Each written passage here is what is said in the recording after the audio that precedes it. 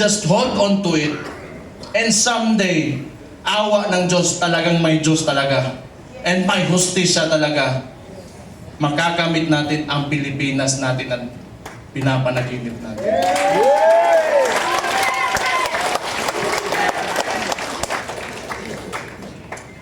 Isa, lahat ng politiko, kailangan bitawan natin yung mga pansarili nating gusto. We have to be selfless public servants. Unang-una yan sa lahat kung gusto natin talaga umangat itong bansa natin. Sabihin na natin, oh, may nakawan nangyari, bigayan ng pera, whatever. Kasi that should be enough. Nagkaroon na kayo ng presidente that tolerated it. So what's next? Dadagdagan nyo pa? Nagpasarap na kayo ng sobra-sobra? Gusto nyo pa? You know, kung swerte na kayo sa buhay, it's time you give back to the people. Huwag nyo pahirapan yung mga tao. Tama na yan. Okay na yan. Siguro yung mga anak nyo maka-aral sa abroad, you can eat, you know, in a very nice restaurants. Tama na yan. That's okay. Isang ulo lang naman ang kailangan namin. Ang ulo ni Bongbong Marcos!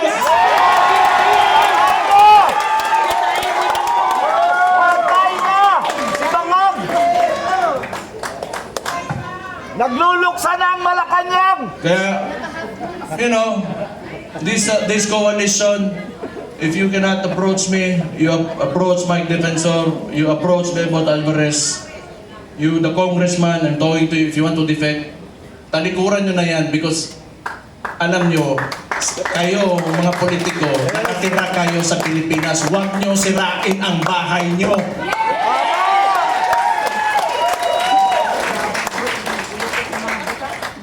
Tanawa na suko na buko.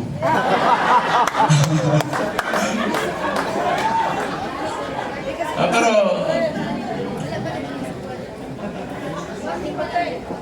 tama yun kasi si Martin wala naman.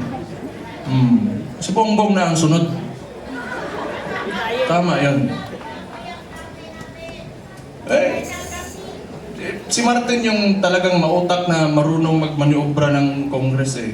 Ngayon, baka si Charis.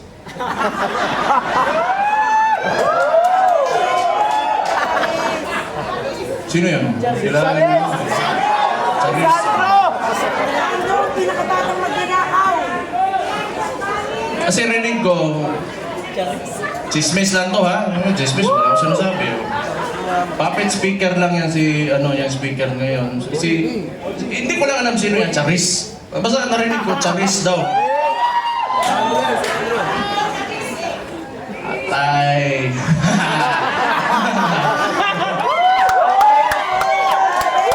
Wala ko niya. Basta ako, nagsalita na ako. Yun yung nasa puso ko, yun na nasa isipan ko. Kung maniwala kayo, okay. Hindi kayo maniwala, okay lang din. Hindi kung maniwala tayo dito lahat, nabangag talaga yung gago nasa taas. Sobra pa pagkabangan! Alam nyo na anong gawin nyo. Ilagay natin ang Vice Presidente sa 2028 na Pangulo natin. Ngayon na! Ito lang, may mga nananawagan na gusto natin ng radical, revolutionary movement. Gusto nyo? Sumama kayo kay Leandro Libiste. Kayo daw. Kilala ko yan noon pa. Kilala ko si Leandro. Pumunta yan ng Davao, nagbigay yan ng mga solar panel sa isang indigenous community doon sa Davao City. Matagal na. So, may yan sa CSR na ginawa doon. Kaya mabait yan na bata. Mas matanda ako ng konti eh. Mabait yan si Pum. Mabait yan. Kaya yan naging ganon. Kasi alam mo yung mga mababait na tao, pag ginalit mo, patay ka talaga. Mag-ingat kayo. Ayan pa, may isang Raulo si Atty. Harold Respicio. Sabi ko nga nakita ko tong gago na ito, sabi ko, puta, hindi na pala ala ako ang si Raulo dito, may kasama na ako.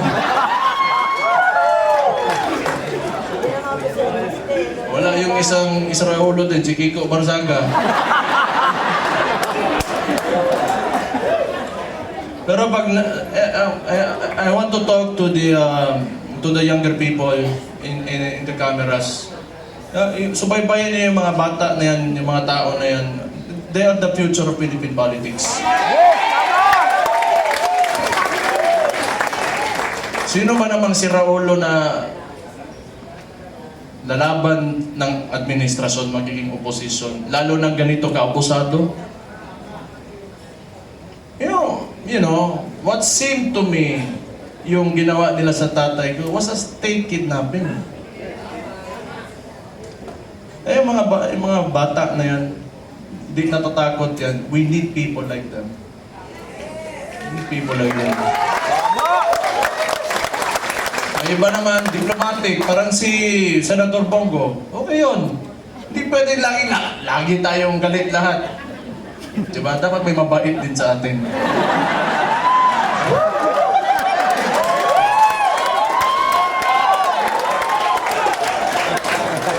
Hindi, good nature na tao si Senator Bongo. So, ano pa ba? Kumain na kayo? Ha?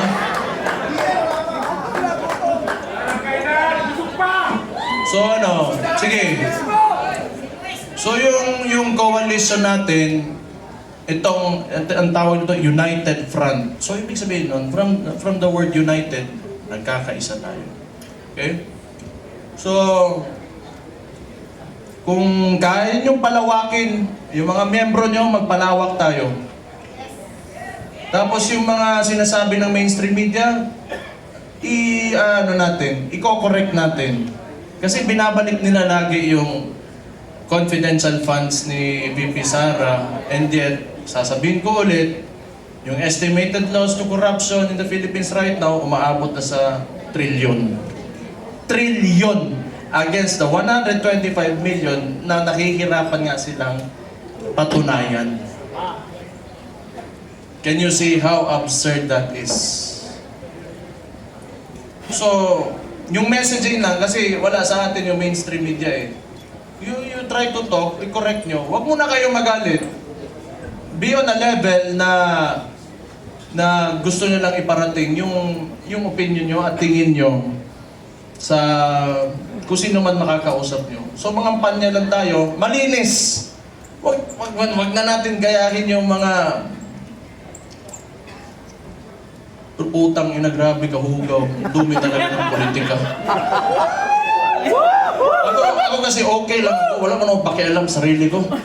Wala talaga akong pakialam kung ano sabihin mo. Basta ako, ginagawa ko na yung trabaho ko. Pag yung araw na tumakbo ako dyan, tapos di ako nanalo, ibig sabihin nung tapos na ako. Pero wag nyo, I've been experiencing this ever since I went into politics. No. Ever since Rodi Duterte became the president, the world is a nasty place. It's really nasty. So, tingin ko tama naman yung sinabi ng Vice Presidente. Magkampanya lang tayo, maayos. Kung ano man yung mga plataforma niya, pinakita niya na mga nagawa niya, yun ang sasabihin natin. Huwag na tayong pumatol, tama yun, huwag na tayong pumatol kasi ayaw ko rin, ako na lang, gusto nung kadyawanay man ng Claire. Anti-Claire. Masuko, magagalit na naman yan eh, alam ko yun. Sasagot na naman yan. Buwang?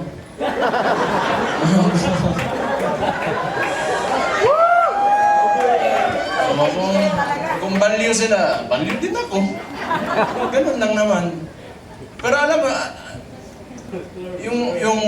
yung observation ko lang, this is only my observation. Mahirap yung mga tao nakaupo sa, in a seat of power, tapos ganun yung ugali, na mahilig manggipit at mga abuso ng mga maliliit na tao. Patay tayo dyan. Mahirap yan. Kaya ako rin, gusto ko yung nilalabanan ko, malaki rin naman. Parang kung makukulong man ako, matatanggal ako sa pagka-mayor ngayon, o mamamatay man ako, At least worthwhile yung ginawa ko at para sa sambahan.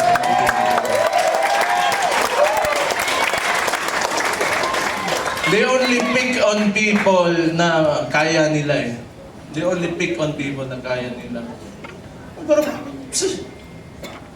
hindi nila kaya ang masang Pilipino. Not never. Yes! Hindi nila kaya. Bukas na ang mga isipan at mga mata ng Pilipino ngayon. Ama! Ama!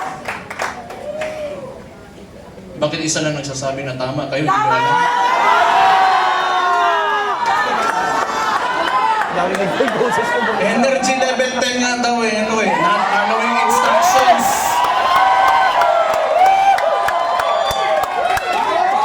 Duterte! Duterte!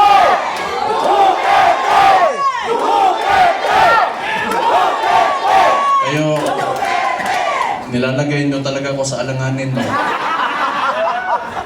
Okay lang. Okay na na. Alam nyo, yung tumakbo, yung tatakbo yung tatay ko, lahat kaming magkakapatid, hindi talaga pumayag. Kaya isa ring value yun. Kasi alam ko talaga, pagka nahamon yun, ibibigay niya talaga buhay niya para sa inyo. Yes! Kaya hindi kami pumayag. Pero siguro, tingin ko lang, hindi ko naman pwedeng hulaan yung ano na sa isip niya, mahal niya talaga kayo at yung bayan niya.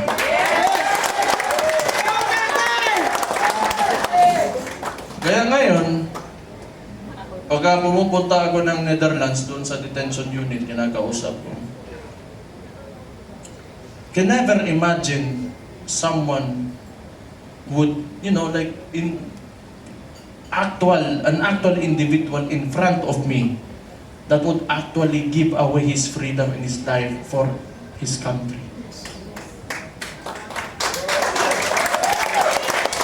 Kahit tatay ko siya, I am so amazed. And I am very, honored that he is my father.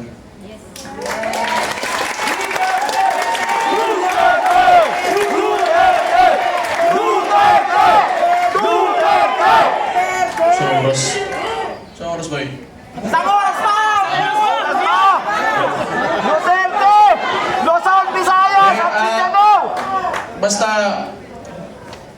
kung may problema, we have to communicate with each other. Okay?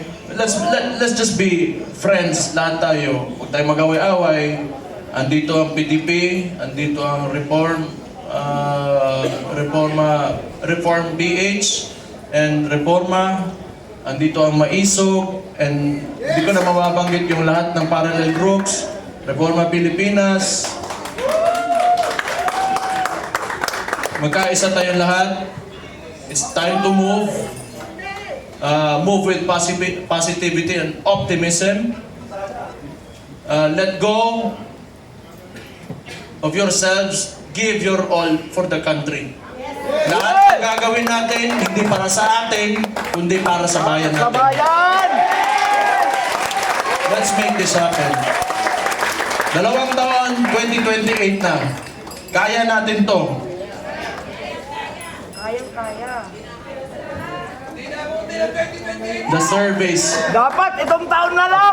the surveys are telling. So we just have to push harder. Push harder. Huwag kayong titigil. And always remember, pagka you are facing adversity, hindi kayo nag-iisa. Ako si Mayor Sebastian Duterte ng Davao City, kasama nyo. Magandang hapon sa inyo lahat. Mabuhay kayo. Anawag pa! Mabuhay ang Pilipinas! Mabuhay si Vice President Inday Sara Duterte! Maraming salamat and God bless you all. Yes! Alright, thank you so much, Mayor Baste Duterte! Maraming Mayor, salamat. may we request request you to please take the middle seat. Grabe, the weight of his words is simply amazing. Okay, at this point, we would like to also call the representatives of Reform, PH, and Reforma, Speaker Bebot Alvarez, Yes. and also Secretary Mike Defensor, the other side.